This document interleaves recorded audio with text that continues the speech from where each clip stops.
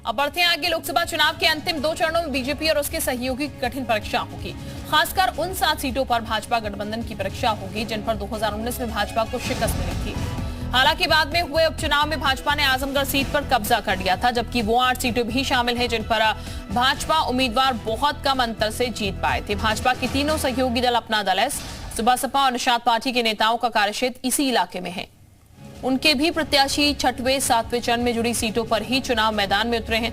भाजपा की सहयोगी दल एस की अध्यक्ष अनुप्रिया पटेल खुद मिर्जापुर से सीट, तो सुबह सपा अध्यक्ष ओम प्रकाश राजभर के बेटे अरविंद राजभर भाजपा की हारी हुई घोसी सीट से चुनाव लड़ रहे हैं। और विशाल इस वक्त हमारे साथ ज्यादा जानकारी के साथ जुड़ चुके हैं। विशाल, अंतिम परीक्षा कह सकते हैं यहाँ पर, बस 2 और दिन रह गए हैं जब वोट कास्ट किए जाएंगे।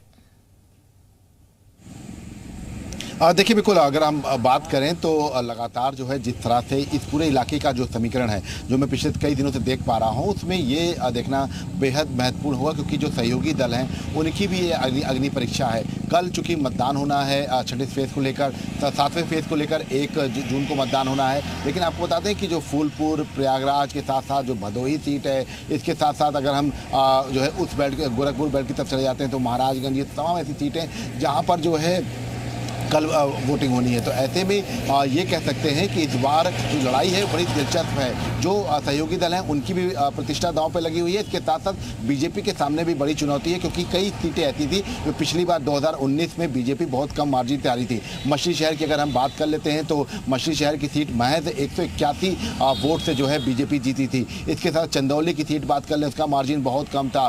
तो ये तमाम ऐसी चीज़ें हैं जो साफ कर रही हैं कि बीजेपी के लिए ये पूरा जो फेज़ है ये बहुत महत्वपूर्ण है, 6वां और 7वां, और यहाँ पर उनकी चुनौतियाँ भी बढ़ गई हैं। इसके साथ साथ जो सबसे बड़ी बात है वो ये है कि यहाँ पर 6वें और 7वें फेज को लेकर बीजेपी के साथ साथ जो दूसरे जो विरोधी दल हैं, चाहे वो इंडिया गठबंधन के सपा हो, कांग्रेस हो या टीएमसी से जो भदोही से उम्मीदवार हैं रितेश त्रिपाठी, इन लोग ने सोशल मीडिया का सहारा रखा है, बहुत पब्लिसिटी हो रहा है और वोटर बहुत साइलेंट है। तो ये शायद चुनौतियाँ जो हैं और बढ़ा रहा है। हालांकि अगर आज बात करें तो आज यहाँ पर पूरी तरह से जो है सोनभद्र में जहाँ जेपी नड्डा रहेंगे, तो वहीं पर मिर्जापुर में बीएल वर्मा यहाँ पर जो है यहाँ पर धर्मपाल सिंह यहाँ पर जो है रोड शो करते हुए नजर आएंगे, लोगों से संपर्क करते नजर आएंगे।